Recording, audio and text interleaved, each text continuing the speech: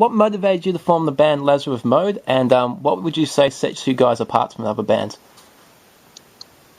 Okay, what motivated me to do it was originally at the time I was in another band called Spark Iris. This was around 2010, and then that band broke up, and there was some personal stuff going on in my life at the time, so I sort of took a break from music. And then early 2011, I was filling in for Dead Star Renegade, Jimmy's old band. Okay. I was filling in on guitar for them while they didn't have a guitarist.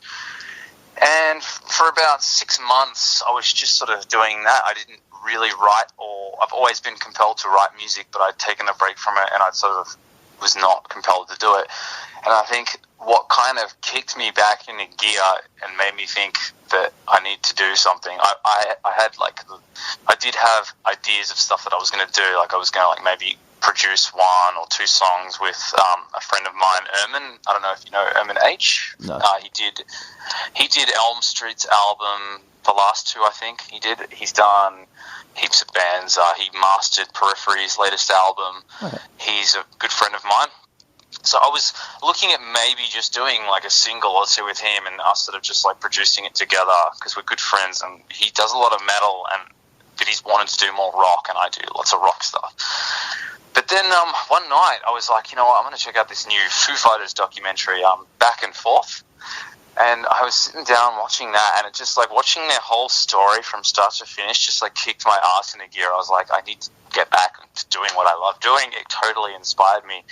So I called Lockie, who used to be in Spark Iris with me, who runs his own studio and is an audio engineer, and he actually mastered, he produced and mastered the EP, the first one, the Ignite one. Yep. And I said to him, we should just write 20 songs and then cull it down and make an album. And we did that. And we're still working on that album at the moment, and it's now sort of on the end process of being completed.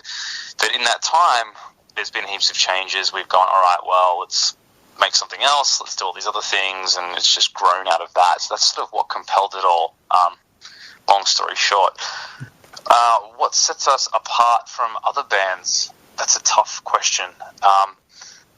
I would say that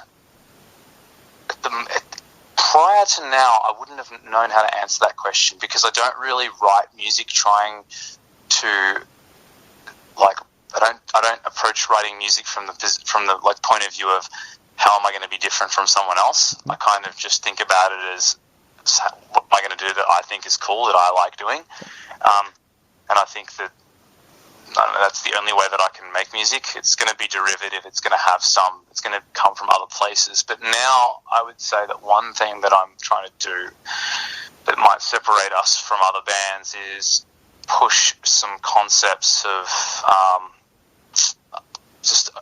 I guess, humanity as one family, and, you know, the earth as one place that we all share. I'm going to be sort of working more on pushing those concepts in our music. But then again, I don't know if I'm sure there are other people doing that. I don't know if that would set us apart from other people. So I don't know. That's a tough question to answer. I think that's a question that maybe only the audience could answer. Sure. That's a pretty cool concept. I remember you recently shared the Earth flag on Facebook. That's right. Yeah, I'm going to be including that and incorporating that in more of what I do, and I don't really want to push it in a preachy kind of way. It's just something that I want to do for myself personally, and I guess what I'm going to do personally is going to bleed into the music. But I'm not going to approach it from a shoving it down your throat sort of way. I'm going to approach it from more of a personal way, which is kind of how I sort of try to express things anyway, lyrically in the band. I try to do it from a personal perspective, because then I can actually elaborate on it if it's from my own perspective and it's genuine. Kind of get it out there and let people get their own interpretation from it? Well, yeah, I guess. I mean, that's pretty much what's going to happen anyway. Yeah. There's not much I can do. When did music first come into your life, and what does it mean to you? Music, well, first came into my life when it's been in my life as long as I can as long as I have been self-aware of my life. I didn't really start playing music until I was in my mid-teens, although I always listened to it, obviously, and it wasn't until I always used to love doing artistic things. I was always artistic as a kid. I used to draw all the time and paint and that sort of thing.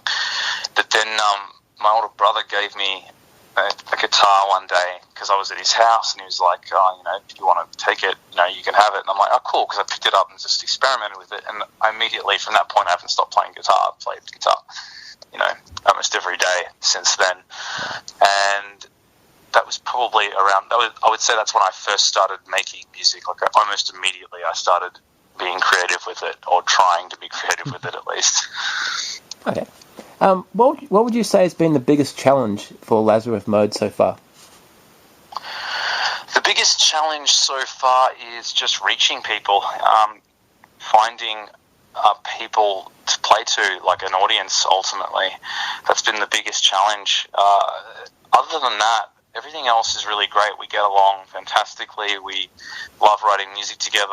We have access to all the things that we need to do what we want, because Lockie's a producer and an engineer. I've produced. Nick, our drummer's produced.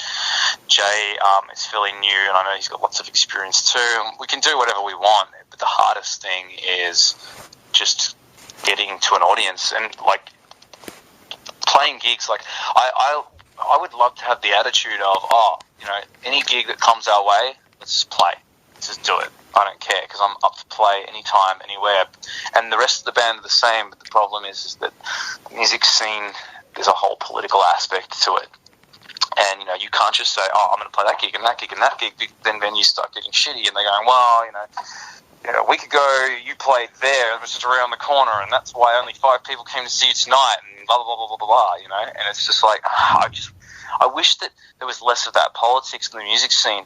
I wish that venues and all that stuff would just be like, whatever, just put bands on and let them play and let people come and whatever. And the bands that want to play and that are going to play heaps and they're going to get better and put themselves out there the most, let's just keep putting them on. Let's give them the opportunity and let it grow, and not expect a band that I've never heard of to come in and pull 300 people when, some of the really well-known bands can't even do that, because it's not that easy, That's probably the biggest challenge for me, and it's the most frustrating thing too, because we want to play. We always want to play and get in front of people anytime, anywhere, but it's just hard to find those audiences, and you need to have that. Okay. I wasn't even aware that there was a bit of a consideration from venue owners that, if you played around the corner, you can't play this, and it just never crossed my mind. Well, it's very much there, and it's like, and I'm not blaming them either. I totally understand why they do it, because they're in a tough position. They've got to run a business. Yep. They've got bills to pay. I have bills to pay too. So I know what it's like. But there is that aspect to it, because they need to play. They need to put on bands that are going to bring people into their venue. And otherwise, there's going to be no one at the bar. And what's going to happen is there's going to be nobody there, no one's going to buy any drinks, and they're not going to make any money, and then they're going to go out of business. So it's tough. And there's a huge debate about that. Like, there's a huge argument about it. And the two sort of sides of the argument are, there's one side that are like, venues should do more to promote. They should be the ones investing, and they should be paying bands, and they shouldn't be expecting bands to bring crowds. They should have their own crowds, and they should be exposing those bands to them. They have that attitude towards it. Mm-hmm. Like, the responsibility is entirely on the venue to do everything, and that the band should be able to kind of walk in. A good band, a really good band at the venue, it carefully selects, and that the audience is just going to love, and it's just going to work out, and that band's going to get access to the audience. And it's sort of that attitude that that's how the industry should work. And then there's the other side to it, which is that, no, it's the band that they should be the one that pulls the crowd, because they're the artist. They're the ones that, it's their job to build their fan base. it's their job, like it's like any other business. If I want to sell fruit, it's my job to advertise and get people to come to my store and buy the fruit, or to come to wherever I'm going to set up a shop, and to buy it, what I mean, or any other product. Yeah. It's so there's that attitude towards it, and I sort of seem to think that there's a middle ground that needs to be found between the two, where it's like where you work together, and venues, don't just pick bands that you think are going to pull crowds, but also don't pick bands that aren't going to pull crowds. Like just try to find that middle ground where you're booking bands that are good, and that might pull a crowd, but if they don't, at least they're good, and at least it is this band that will pull a crowd. Try to find a strategic way of like make a sacrifice here, like a small compromise there or whatever, rather than just like this one attitude or the other attitude, if you know what I'm saying. Yeah, definitely. That's totally a huge thing in the scene. It's huge discussions ongoing. I remember seeing a documentary recently called When Albums Ruled the World, and it had Bonnie Raitt saying that record companies used to work by having their top sellers that were guaranteed to sell albums, so they could afford to take a chance on some lesser unknown people and build their career. Would you reckon that, like, if you're setting up a gig, you got your top draw as headlining, and you got your more newer bands as a support band, do you reckon that's the way things should really work? Definitely. I mean, that's kind of that middle ground that I'm sort of talking about, where you've got this band that they're going to pull a crowd. They're going to pull a crowd. The night's going to be paid for. Yeah. So who do you put on support? Okay, we're going to put on a good band. Not one that's going to pull a crowd. That's just going to pull a crowd. And that situation still happens, I'm sure. Like, it's not. There are venues out there that are approaching it. There are promoters out there that are approaching it that way. But I think the other problem is that it ultimately boils down to the fact that there's just not enough people to come and see these bands. There's not enough support, and it's hard. It's a circular argument. I don't think there's any one person to blame, which is why when I initially said the biggest challenge is just finding the people. It's not the venue's fault or the promoter's fault or the band's fault. It's just all of these things aren't happening ultimately, and then you've got a lot of bands out there that people think are really good, like you and I think that are really good, that are struggling to get to audiences or to find audiences. And because the pie is so small, what happens is that now you get promoters, or some promoters that will book a really good band that is going to pull, or that can pull a crowd, and then what they're also going to do is the support bands are just going to be ones that can sell the most tickets, so they can make that extra, just that bit more money that they need, and just make a little bit of money, rather than just break even. You know what I mean? Yep. So definitely that situation would be ideal, but at the end of the day, there needs to be an audience. Otherwise, you're just paying out of your own pocket, and it's either you or it's the venue or it's someone, and you all break even or make or lose money, and nobody wants to do that for too long because it becomes tiring, and money has to come from somewhere, and where are you going to get it from? You're going to work another job or do everything else, and it just becomes a struggle, a huge power struggle. Yeah. Do you think there's a bit of a generation gap within local fans? Do you think there's like somewhere in between, say, mid-20s to late 30s? For rock music in general? Yeah. Definitely. Yeah. Definitely. I do think there is, because I'm a bit of a nerd. I play a lot of video games and stuff like that online. And I engage with a lot of young kids. Well, when I say young kids, people in their early 20s or late teens and stuff like that. Yeah. Kids who are old enough to go out, but a lot of them don't listen to rock music, or they're not that interested in it. They listen to all sorts of different types of music. In fact, I remember one time I was showing, what was it? I showed Let Me Out by Electric Mary to one of my friends online. I'm like, oh, you should check this out. This is so cool. And his response was, turn that ear-bleeding, like, crap off. And I was offended. And I'm like, How could you say that about Electric Mary? How dare you? I was so angry, like, what? But that was his attitude towards it. And to me, it just made me realize, holy shit, like, what I do and what I think is cool to a lot of kids is probably perceived as just, like, painful to them or something. Yeah. So there is a generation gap, I think, that for whatever reason, a lot of, I don't know, well, I come across a lot of young people that aren't into rock music and don't like it, and not only are they not into it, but it actually, it offends their senses, you know? Yeah. So that's concerning. But I don't, at the end of the day, I mean, you can look at it from the perspective of, okay, is rock dead, or can you just keep, am I just going to keep making rock music because I like making rock music and I enjoy doing it, and that's all you can do, you know? Yep, that's it. So that's what we do, and hopefully we'll reach people, or it will get to people, and therefore we can do it more and more and more, and not have to do other things to make a living. But until it does, I'm not going to compromise and try to follow trends or something else. I'm just going to do that, you know? Yeah. And that's obviously how that happens, where a lot of people do start following trends because they struggle to reach people with what it is they do want to do.